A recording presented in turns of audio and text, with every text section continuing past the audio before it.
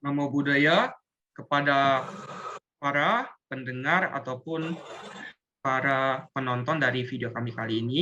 Pada kesempatan kali ini kami akan mempresentasikan hasil kerja kelompok kami atau proyek ujian tengah semester yang telah kami lakukan. Pada bagian pertama akan dijelaskan oleh teman saya Sistiwi. Pertama, proposal yang kami buat tentang judul sosialisasi agama Buddha penangguran terhadap rasisme dan radikalisme di lingkungan Wihara Buddha Makara. Proposal ini disusun oleh Andika, Edidia Palel, Deta, Eva, Emma, Henry, Herina, Sistiwi, saya, Suhadi, dan Susanto.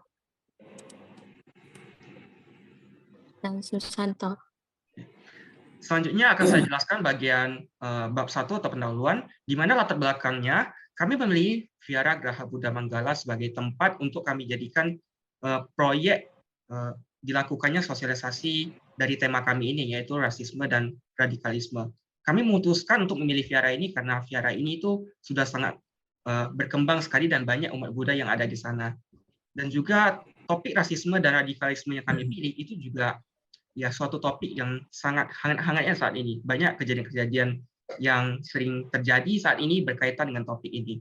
Sehingga berdasarkan hal itulah kami memilih judul Sosialisasi Agama Buddha dalam penanggulangannya terhadap rasisme dan radikalisme di lingkungan Vihara Graha Buddha Manggala.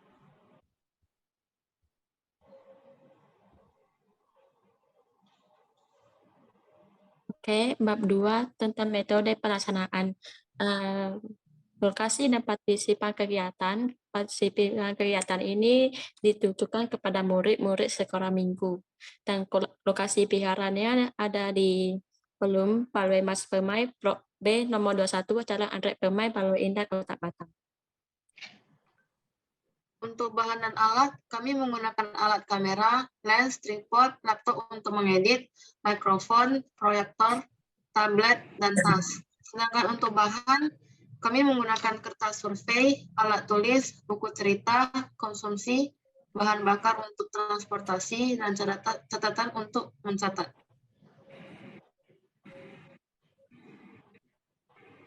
Kemudian yang selanjutnya ada metode pelaksanaan kegiatan. Metode pelaksanaan kegiatan sosialisasi ini dilakukan pada tanggal 20 November 2022. Sosialisasi ini diberikan kepada kelompok muda-mudi Sekolah Minggu Buddha di Vihara Graha Buddha Manggala. Sebelum melakukan sosialisasi, kami sudah melakukan survei ke tempat untuk dilaksanakannya sosialisasi. Kami juga menjelaskan kepada pengurus Vihara tentang apa maksud dan tujuan dari kedatangan kami untuk melaksanakan proyek ini. Kami menggunakan beberapa metode, yaitu metode ceramah, metode diskusi, dan juga metode tanya-jawab. Dalam metode pengumpulan data dan pengumpulan data dilakukan dengan memperoleh informasi yang dibutuhkan dalam rangka mencapai tujuan penelitian.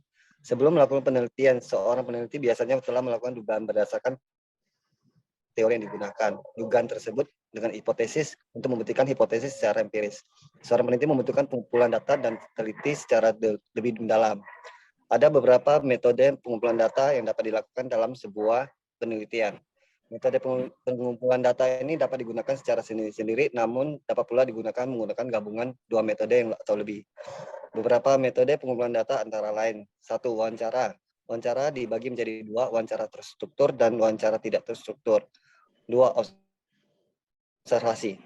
Observasi itu dibagi menjadi 2 juga, participan observation sama non-participan observation. Yang ketiga, angket atau kuesioner. Keempat, yaitu studi dokumen. Studi dokumen dibagi jadi 2, dokumen primer dan dokumen sekunder. Selanjutnya pengolahan data. Pengolahan data merupakan konversi data atau manipulasi data menjadi bentuk yang informatif sehingga dapat digunakan. Secara umum, metode pengolahan data akan melalui beberapa tahap, meliputi pemeriksaan data atau editing, klasifikasi atau classifying, verifikasi, analisis, dan pembuatan kesimpulan. Penjelasannya, editing, membersihkan dan mempersiapkan data-data yang telah dikumpulkan dari kelengkapan jawaban, kejelasan, kesesuaian, dan kerelevansinya. Yang kedua, classifying, Proses pengelompokan semua data dari berbagai sumber. Seluruh data tersebut ditelaah secara mendalam, kemudian digolongkan sesuai dengan kebutuhan. Verifying. Verifying ada proses memeriksa data dan informasi yang telah dikumpulkan agar validitas data dapat diakui. Yang keempat, analisis. Tahap penganalisisan data dilakukan setelah kamu melalui tahap pengolahan data. Yang kelima adalah concluding. Tahap terakhir dalam pengolahan data adalah kesimpulan. Kesimpulan inilah yang nantinya akan menjadi sebuah informasi yang terkait dengan objek penelitian si peneliti.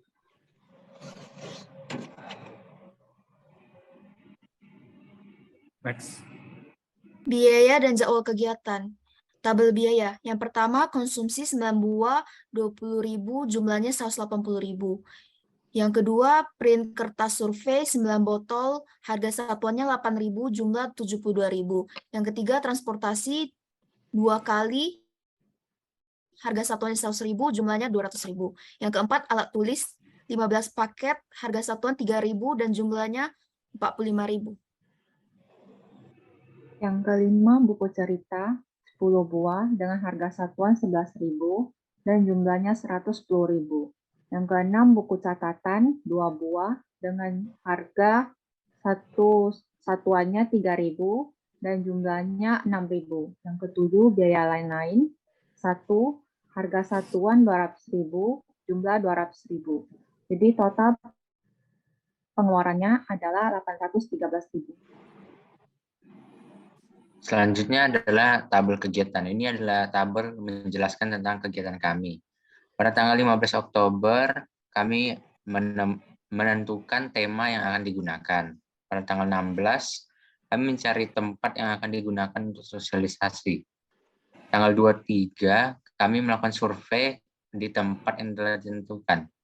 Tanggal 24, kami menyiapkan materi dan presentasi yang akan kami sampaikan.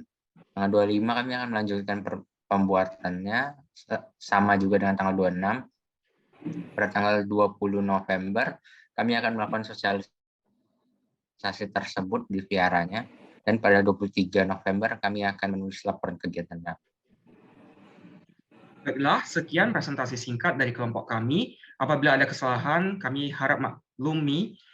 Sekian presentasi kami ucapkan terima kasih. Namo Buddhaya.